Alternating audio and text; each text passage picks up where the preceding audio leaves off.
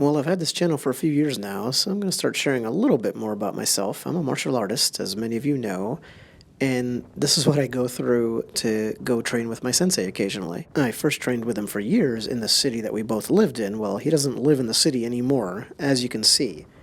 And what I like about this is that it just reminds me of this, like, ancient trope from martial arts about going out to study with the master who is living in seclusion. He doesn't live in total seclusion, but you get the point.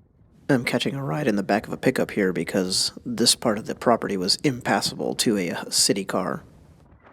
It's not the most efficient way to train, that's for sure. I spend 4 hours driving round trip, but it's a pretty neat feel once you're established and you're working outdoors, somewhere that's really quiet and rural in a really small community. I mean, that's what it was like for so many of the original, I do karate mainly, kung fu as well, and dabble with other stuff, but original karate stylists in Okinawa, well, that's what it was like.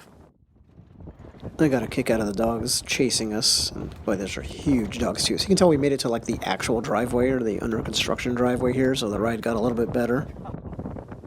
Here are the dogs in close up. A lot of martial arts they say came from studying animals fighting. They're just playing, but it doesn't look like it does it. We do a lot of white crane style, so it's not really applicable, but it's still a cool picture. We also do some praying mantis, and that also doesn't come into play here, but you can see there's cats, dogs, everything.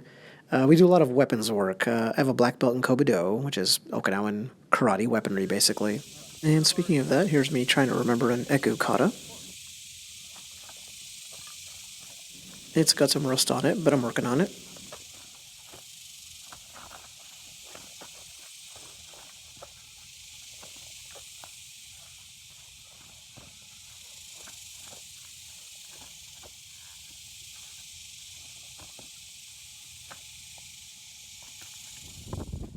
And we really do a lot of weapons work, more than any other school I've ever trained with or sat in on. So it's quite a bit to haul back, and here I am hauling all of it back because I wasn't going to get a ride. I said, well, I'll just walk back to the gate myself.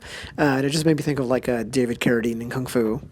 You might have noticed the shadow of my sai, or it's a long prong-like weapons, because I stuck those through my belt. My bag was already stuffed with tonfa and teku and all kinds of stuff. So this was the final stretch. And there I am, coming close to home, and I just like that shot. But anyway, yeah, like I said, it's an accidental echoing of an ancient tradition that I get to do in order to train with my sensei. It's arduous, but also relaxing. This spot here, looks like there's no life whatsoever. I did some Tai Chi here just to finish it off, and it felt great. Well, that was an atypical little martial arts video, but, it's my channel, and I'm kind of an atypical little guy. Thanks.